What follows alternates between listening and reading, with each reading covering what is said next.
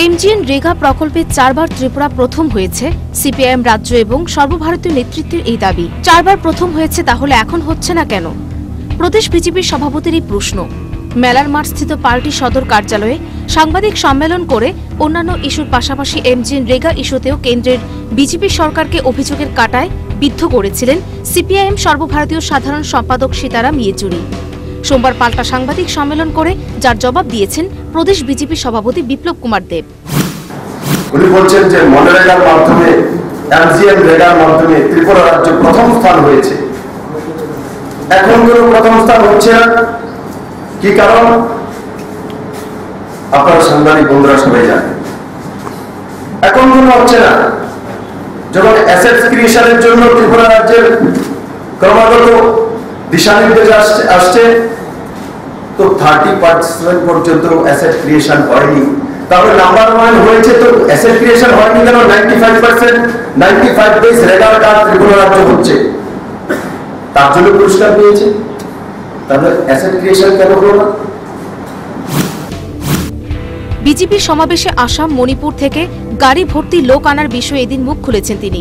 BJP সভাপতির বক্তব্য মিথ্যা এবং বিভ্রান্তিকর কথাবার্তা বলে ত্রিপুরাবাসীর অপমান করেছে শাসক দল। নিজের রাজ্যের মানুষকে চিনতে অস্বীকার করছে তারা।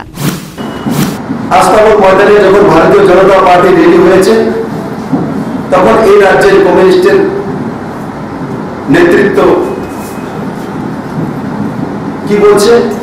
কাছাড় ডিস্ট্রিক্ট থেকে লোক এসেছে। অমিত ভাই শাহ যখন কুমারঘাটে জনসভা করেছে, তখন বলছে মণিপুর থেকে লোক এসছে। ঝামুনিতে যখন বিজেপির জনসভা হচ্ছে, তখন বলছে গুয়াহাটি থেকে লোক এসছে।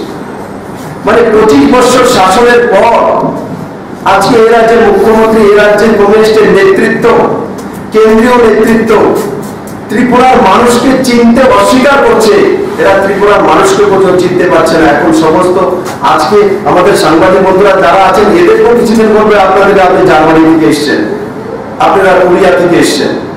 মানে এটা 37 লক্ষ ত্রিপুরাবাসী অপমান। এদিন সপ্তম পে কমিশন নিয়েও ফের একবার মুখ খুলেছেন তিনি।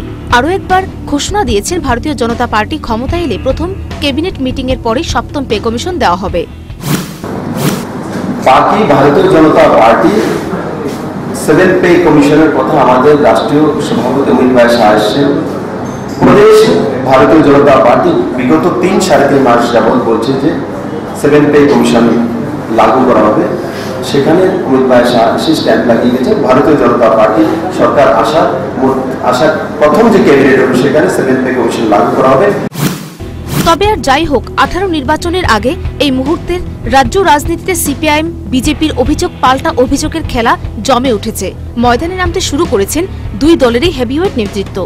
এই খেলায় কার জিত আর কার হার হয় তা বোঝা যাবে সময়ে। Bureau report, news vanguard.